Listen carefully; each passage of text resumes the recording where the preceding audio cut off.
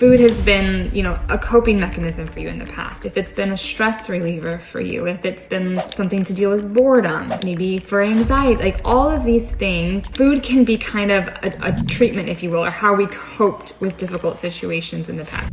Do you feel like your cravings are back too? Watch this video as Katelyn Mock, a US registered bariatric nutritionist, tells us all about it.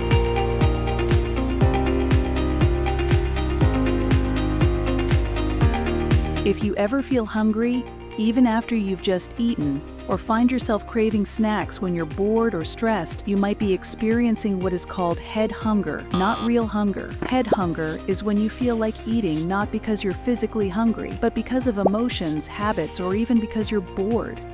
After weight loss surgery, your stomach is smaller, so real hunger shouldn't be a problem.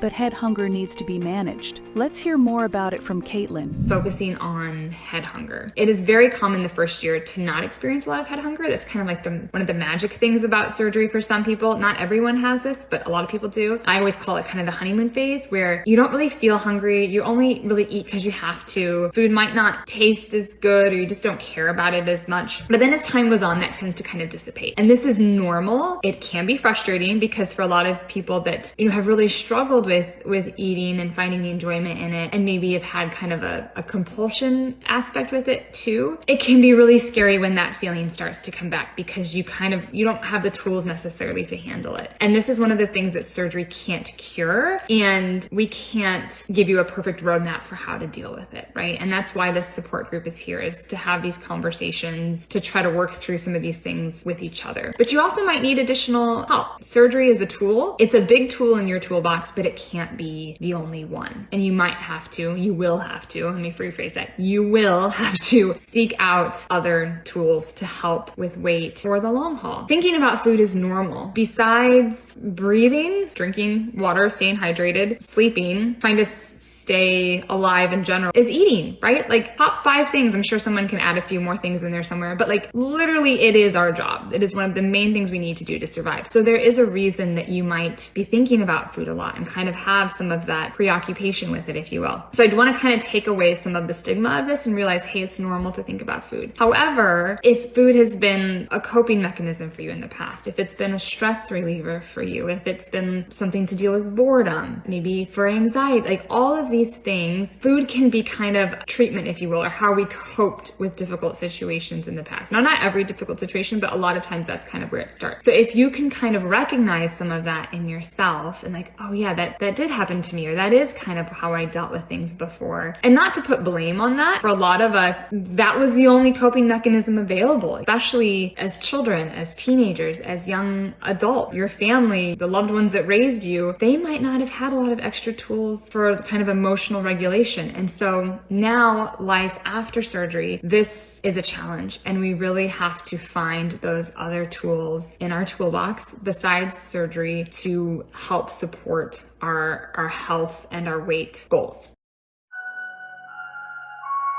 MBS guiding you on your weight loss journey.